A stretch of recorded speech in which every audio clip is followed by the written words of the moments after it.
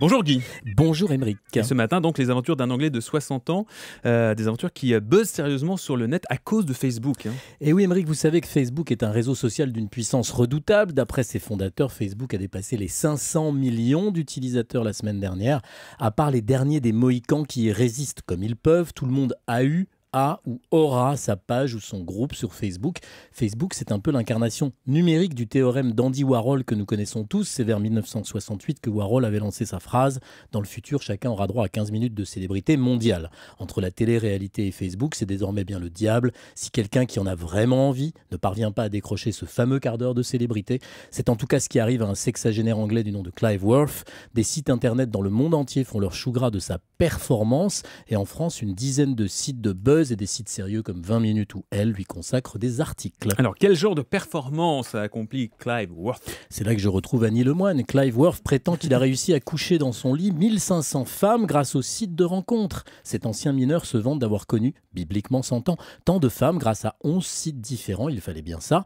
Et parmi ces 1500 conquêtes, il affirme qu'il en a rencontré 300 uniquement grâce à Facebook. Il faut quand même savoir que c'est un dangereux récidiviste, puisque d'après les sites qui s'intéressent à son cursus, en 2004, il avait déjà été exclu d'un site de rencontre nommé datingdirect.com. Il aurait réussi à y brancher plus de 200 femmes avant d'en être viré. Alors, comment les responsables de Facebook ont-ils accueilli ces 300 conquêtes féminines revendiquées chez eux? Mal, c'est justement à cause de la réaction des administrateurs de Facebook que le buzz est né autour de notre serial lover.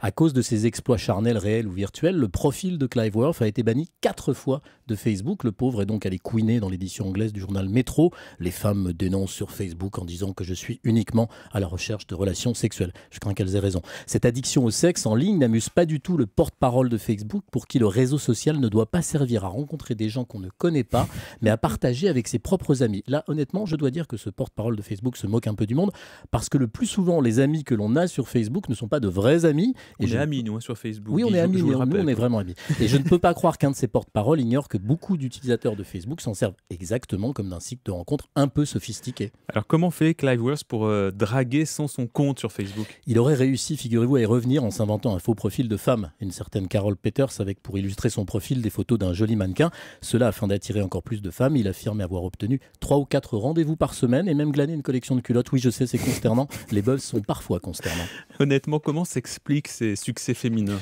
Il ne paye pas de mine, mais peut-être bien que Clive Worth a un piège à filles, un piège tabou, un joujou extra qui fait crack boum pour que les filles en tombent à ses genoux. Non, plus sérieusement, l'astuce d'après lui, c'est carrément d'envoyer 20 ou 30 messages en même temps sur le net pour avoir au moins 2 ou 3 rendez-vous par semaine. Mais Émeric, puisque je vois que vous êtes très intéressé par la méthode Worth, je vous recommande d'aller sur sa chaîne, sur le site de partage de vidéos YouTube. Vous pourrez y visionner des vidéos qui buzzent, des vidéos dans lesquelles il délivre, non sans un certain humour british, ses conseils avisés de tombeur. Et si ça ne vous suffit pas, je vois qu'Annie Lemoine me regarde, vous pouvez aussi acheter le guide du dragueur en série sur internet, mais 1001 maîtresses, c'est son livre paru en 2006. Je vous en ai trouvé un exemplaire, Annie, tout neuf pour 22,70 € sur Amazon.com. Ne me remerciez pas, c'est Europe 1 qui paye. L'été ne buzz, ne prend pas de vacances, à demain. C'est trop sympa, Guy. À demain.